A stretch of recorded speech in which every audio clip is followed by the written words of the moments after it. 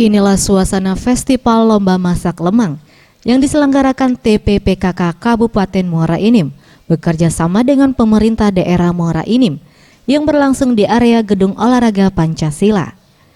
Tak tanggung-tanggung, Festival Lomba Masak Lemang ini meraih 3 rekor muri sekaligus, yakni peserta lomba masak lemang terbanyak, jumlah pembuatan lemang terbanyak, serta rekor penggunaan tungku terpanjang.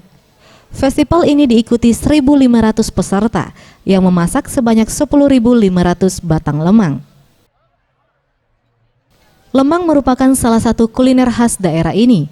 Penganan ini berbahan dasar beras ketan dan santan yang diolah dengan berbagai varian rasa, diantaranya rasa gurih dan rasa buah.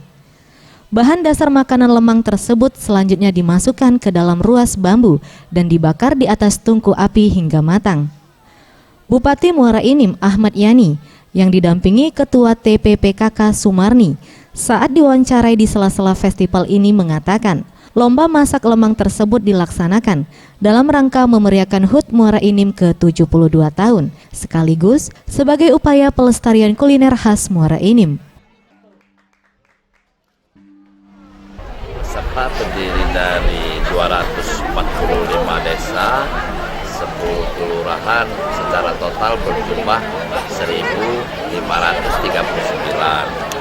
Jumlah lemangnya mencapai 10.400. Ini adalah ungkapan puji syukur masyarakat terhadap berkah rahmat yang telah diturunkan. Begitu juga pada hari ini adalah syukur nikmat kita Kabupaten Muara Enim telah berusia 72 tahun. Zulfikri, Sriwijaya TV.